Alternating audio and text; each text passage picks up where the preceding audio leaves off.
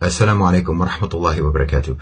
Let me talk for a moment about Poland in relation to the U.S. proxy war against Europe, popularly known as the Ukraine war. As I've stated since the outbreak of the war, in my opinion, the Ukraine war is a U.S. proxy war not against Russia, but against Europe. It is the launch pad for a continent-wide destabilization project that will create conflict zone conditions across Europe. It will divide the EU against itself, it will deindustrialize the continent, and turn it into another laboratory for the imposition of severe neoliberal austerity policies that will wipe out all except the largest private sector players and basically re-feudalize Europe. Now, Poland appears to have been selected by the United States to act as their hub of operations for implementing this program. But before I get into that, let's go back to one of the earliest examples of this type of project, the dirty wars in Central and South America in the 1980s. When I was growing up, I was always interested in the news and current affairs and world events and so on.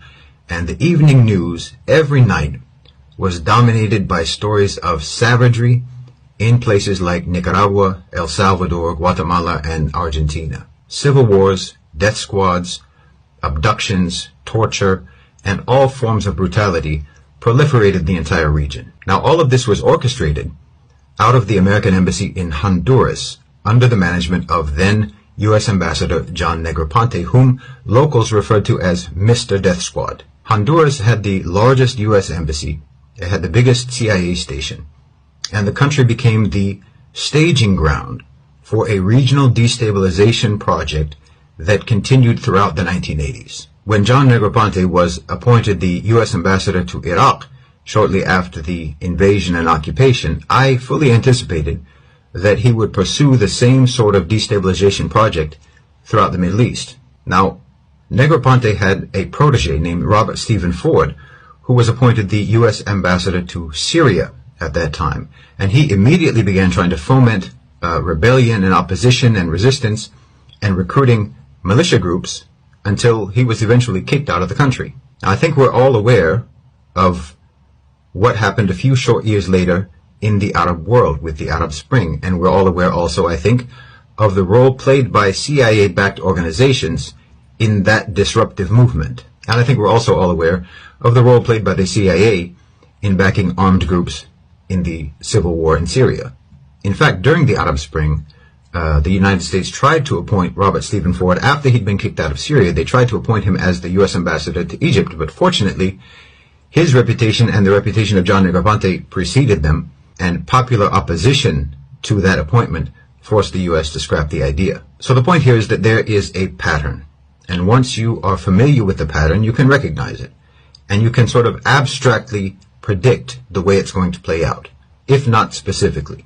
Well, in the current scenario, in my opinion, Poland is Honduras. Near the beginning of the war in Ukraine, I noticed the role being played by Poland as a destination for refugees and as a source for mercenaries to go and fight in Ukraine. So I decided to check, who is the U.S. ambassador to Poland right now? Well, the U.S. ambassador to Poland right now is not Robert Stephen Ford, and it's not John Negroponte or any of their known proteges. The current U.S. ambassador to Poland is the son of one of the most notorious policy advisors in recent U.S. history, Zbigniew Brzezinski. And I'm not going to make any effort to say his name correctly. Brzezinski, who was Polish, was the architect of U.S. support for the Mujahideen in Afghanistan against the Soviet Union. And he was a staunch and paranoid anti-Russian zealot. Now, Brzezinski felt that the disintegration of the EU was inevitable, and that only the perception of a threat being posed by Russia could possibly induce the Europeans to act in unison. I think a united Europe came into being out of fear.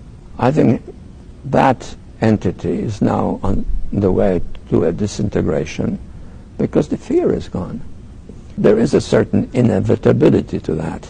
Now, if Putin starts another wave of Cold War unilateral actions, they'll probably all come back again.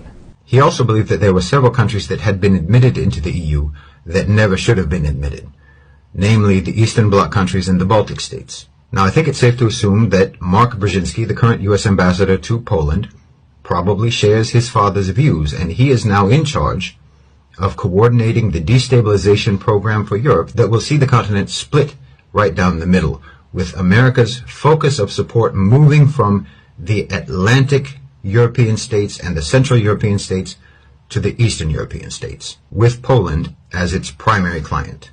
Ironically, the U.S. is using Brzezinski's theory that the Europeans need a Russian threat in order to act in unison. They're using that theory to coerce the European nations to be unified in the adoption of policies that will ultimately lead to the disintegration of Europe. Now, no doubt, the U.S. is dangling promises in front of Poland, telling them that they will re-emerge as a major power after 4 centuries of irrelevance, telling them that Germany is weakening both naturally and by design, and that Poland can become not only the manufacturing hub and heart of Europe, but also the strongest military power.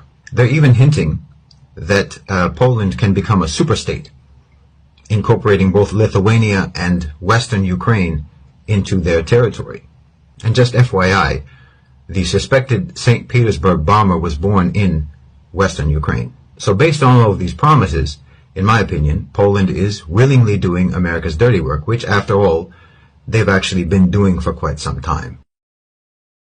As a result of embracing their role as a destabilizing client state of the U.S., Poland will likely become a police state, and this is already happening, with American soldiers running amok in the country and Polish police telling their citizens that they have no right to arrest them, as you see here.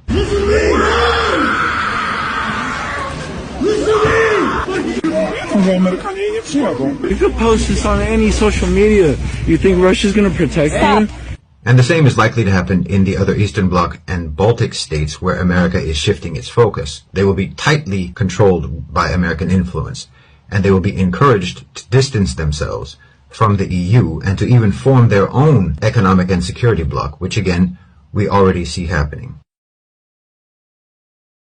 Poland will potentially become militarily engaged in the war in Ukraine against Russia, as well as potentially in Belarus. And unquestionably, covert disruption activities in both Moldova and in Georgia and elsewhere will be originating from the U.S. Embassy in Warsaw. So this is just to give you a sort of geopolitical framework for what's happening in Europe and Poland's role in that, in what is a repeating pattern by the U.S. And here I would like to say that I think our understanding of the multiple ayat in the Quran that warn the Muslims against taking the kuffar as our awliya, our understanding should include the possibility that this isn't only because they are unreliable awliya for the Muslims, but also because they are unreliable awliya even for each other.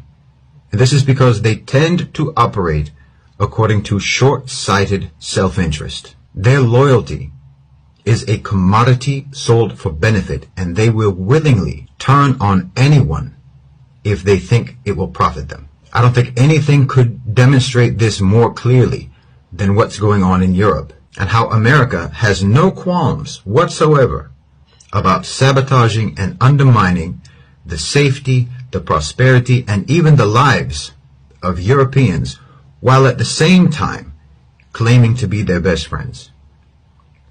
Jazakumullahu khairan wa assalamu alaikum.